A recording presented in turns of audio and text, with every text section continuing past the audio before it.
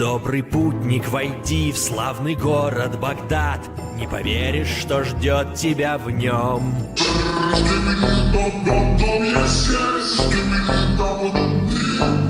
Ас-ас-ин. Сколько смысла в этом слове? Для кого-то это любимая игра детства, а для инди-компании Ubisoft последний шанс не обанкротиться. Настолько последний, что прямо сейчас Ubisoft разрабатывает еще 9 ассасинов. Больше, плиз, мало, очень мало. Даже Геншин теперь ассасин. Без урона от падения. У тебя по физике какая оценка? Геометрия, Ну а фишкой новенькая Assassin's Creed Mirage стало возвращение к корням. Ну вы помните, тот самый первый ассасин с огненными клинками и кибердоспехами. А вот телепортацию вполне логично объяснили высоким пингом анимуса. Я тебе не верю! Правда, не совсем понятно, почему враги от кинжалов превращаются в песок. Но тут уже, видимо, Ubisoft опирались на другие исторические фэнтези-книги. По типу Библии. Ну или Гарри Поттера. Это волшебство. А чтобы вот прям вообще на ностальгию пробить, в Мираже точно такой же арабский сеттинг, как и в первом Ассасине. Можно даже оригинальный фильтр включить и прям погрузиться в геймплей, пока скользишь на веревках голыми руками. Ну а что вы хотели? События происходят в 861 году, а боль придумали только в 19 веке.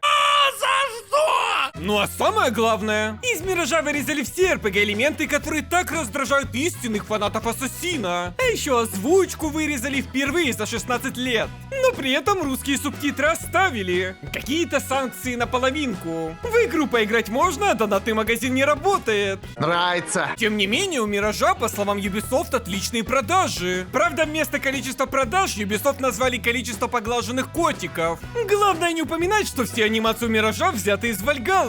Даже котики. Нормально? Нормально. А для понимания всего сюжета Миража мне пришлось стать настолько объективным, что у меня аж второе геймерское кресло от Zone 51 появилось. Вот отвернешься буквально на день, а у тебя старое кресло новое в дом привело. А Ubisoft за день до релиза Денуа вставила в Мираж. Какое тошнотворное зрелище. И в такие печальные 4000 на ПК моменты самое главное, чтобы рядом с тобой был кто-то близкий. И нет никого ближе, чем твое геймерское кресло. Только оно знает отпечаток твоего геймерства, благодаря пене холодного отвердевания. Собственно, поэтому старое кресло теперь в сарае. Ты слишком много знаешь, прости. И пока я проходил Мираж, на своем новом кресле Zone 51 кардинал 4D подлокотники полиуретановые колесики Edition. На нем не только появились какие-то рунические символы, но и так же, как и у главного героя Басима, по бокам есть мягенькая велюровая бородка. Трогаешь, негатив исчезает, Uplay выбивает ошибку, появляется, присоединяешь подушечку на магнитах из премиальной ортопедической латексной пены, и снова. Он в полном порядке. И неважно, сколько у вас килограмм доброты, все кресла Zone 51 способны выдержать более 150 килограмм и тщательно тестируются. Никогда не гадали, что там у него в голове? А по моей ссылке и промокоду КАРК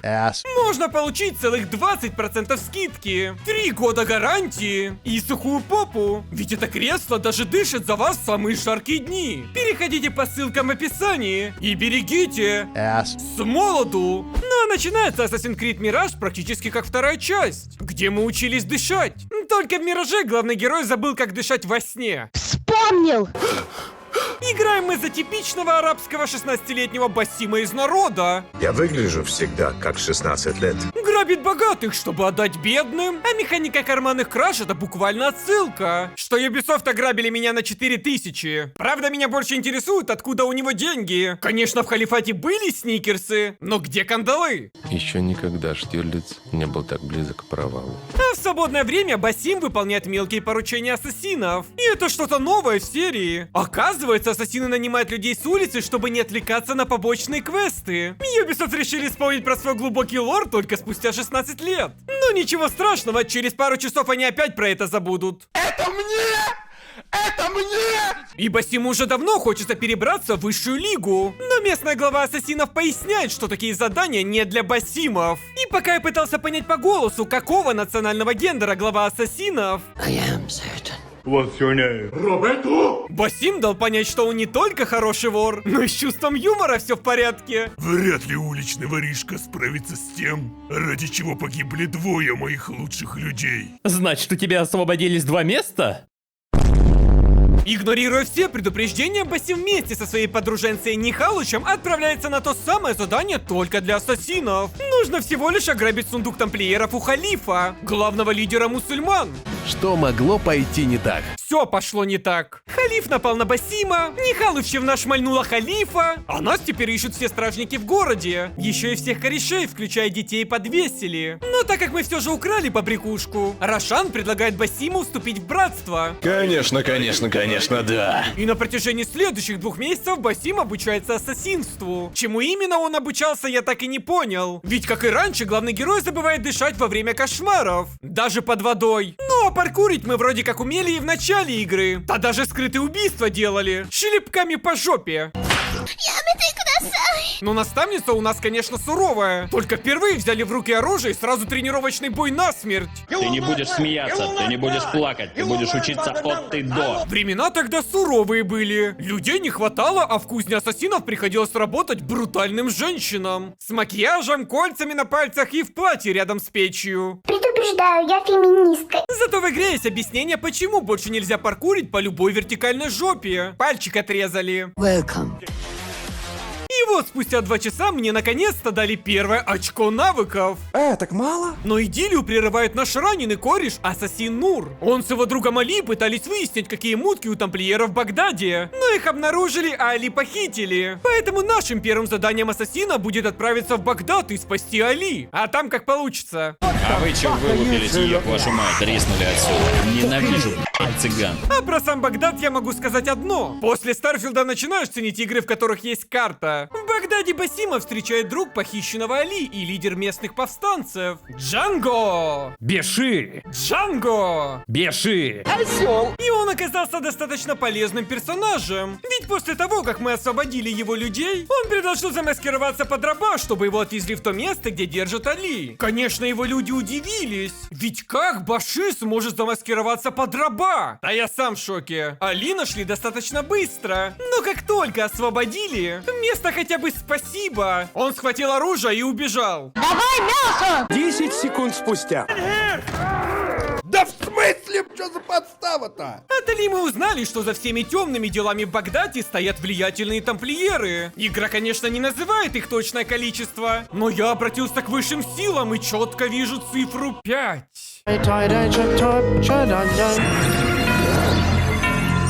Но все они скрываются за масками, поэтому вычислить их будет непросто. И для каждого из них нужно искать зацепки. И те, кто играл в Вальгаллу, возможно, сейчас подумали: ну не могли же Ubisoft сделать всю игру на основе дополнительных активностей по поиску и убийству тамплиеров. Могли. И как у хорошего барыги, Ubisoft дают первую цель бесплатно. Нужно просто прийти и сделать свои ассасинские дела. А дальше мы будем как торчок бегать по всему Багдаду и искать закладки с записками. Не хочу.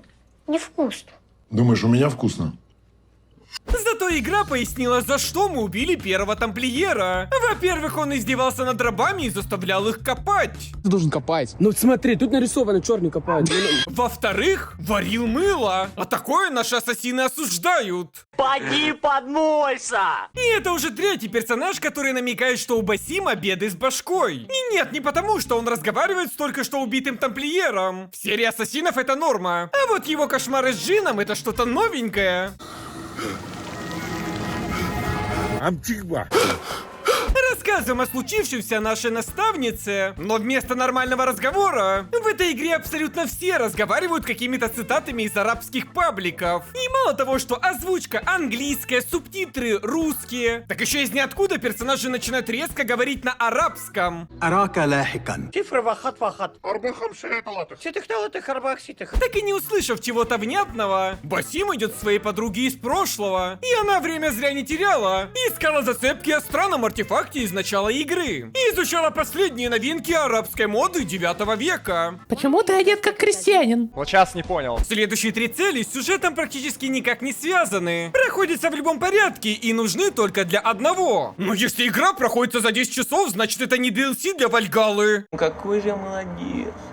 Какие же планы я придумал. Но чтобы найти эти цели, нужно выполнить побочные квесты. Как минимум в тот момент я думал, что это побочные. Но оказалось все намного лучше. Это обязательные сюжетные побочные квесты. Захватывающая история. Надеюсь, она скоро закончится. Вторая цель простенькая. Это у нас местный тамплиерский ученый. Чтобы до него добраться, нужно было всего лишь разобраться с тамплиеркой, повелевающей рабами. Не знаю, за что мы ее убиваем. Возможно, она просто негативный персонаж. Тоже любите в шоколадку потыкать? И еще спасти доктора, изучающего глубокий внутренний мир людей. Женская анатомия в те времена, конечно, была загадочной. В голове у женщин сидела крыса, дырка шла от позвоночника, а на конце был маленький человечек. Звучит правдеподобно. К самому ученому добрались прям по стелсу, переодевшись в подопытного. Звучит даже круто. Если бы за всю игру Басим переодевался чуть больше, чем 2 раза. Хочешь, дядя клоун даст тебе сладкий леденец? Где? Говори, где он? Третья цель вообще сказка. Мы знаем, что этот тамплиер будет на аукционе. Мы знаем, что он хочет купить там древнюю брошку. Мы знаем, что это казначей. Можно даже предположить, что это женщина. Нахрена мужику та брошка? Но вместо того, чтобы просто под прикрытием пойти на аукцион, игра заставляет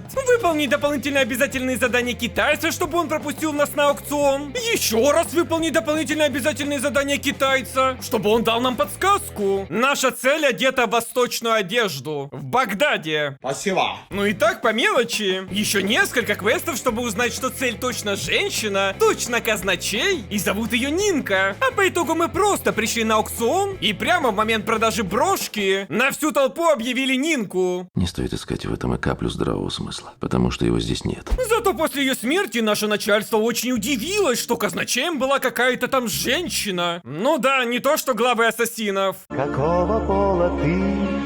Не понять. 4-го тамплиера можно назвать самым скучным. Запомнилось только, что вместо одной цели у нас сразу 3, которых нужно убить отдельно. Виноваты эти тамплиеры в массовых убийствах, а в свободное время обсуждают, насколько они избранные. Я такой охуенно важный. Но главное не это, а то, как мы вышли на их след. Пришли в обычную такую деревню, поговорили с обычной такой арабской женщиной, у которой эти тамплиеры похитили сына, и принесли ей цветочки, которые любил ее муж. А знаете, как назывались такие квесты в Вальгалле? Побочные. После того, как мы всех устранили, снова показывают сон с Джином. Ну как сон? Это уже почти конец игры. Вместо сна можно и черный экран показать. Последнюю 5-ю цель можно убить только в конце игры. Ведь именно она дергала за все ниточки. И этот загадочный тамплиер — главная наложница из гарема халифа, которого убили в начале игры. Все женщины это от сатаны. Тяжелая, конечно, жизнь у тамплиеров. То ассасины в них тыкают, то халифы. А чтобы добраться до нее, нужно так по мелочи выполнить еще 3 побочных квеста. Мы всего лишь до этого устранили 4 ее приспешников, для убийства которых нужно было убить еще и их приспешников. Господи, 10 из 10, а, наверное, уже 11 или 12 из 10. Если в первых 2 мы просто поговорили с судьей и певичкой, то вот в 3-й миссии пришлось проникнуть в дом наложниц. И попасть можно туда только 2 способами: быть халифом или евнухом. Пришлось пожертвовать краником. Он хорош, очень хорош. Но пока мы пытались взломать замок в комнату халифа, нас застукала наложница и предложила сделку. Мы приносим ей тушь, бухло и книгу, а она нам ключик. Все правильно. Это побочные квесты внутри побочных квестов, которые нельзя пропустить. Ubisoft буквально говорит: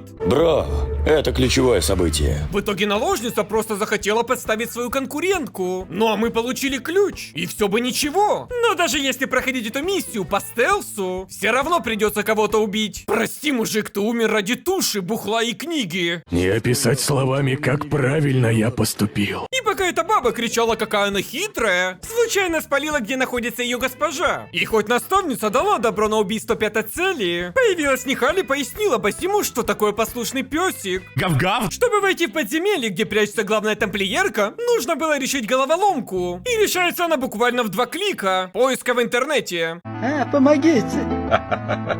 Басима. Убивать по итогу мы ее не стали. И решили узнать, какой секрет о происхождении Басима скрывают ассасины. Не, ну вот сейчас прям, ну вообще не подозрительно было. Видимо, у нашей наставницы тоже анимус лагает. И она то сейчас появилась из ниоткуда, то вдруг резко телепортировалась в лагерь ассасинов, куда Басим направился узнавать правду о себе. А между прочим, я туда 15 минут на верблюде ехал. И одно я могу сказать точно. Я запомню этого верблюда надолго.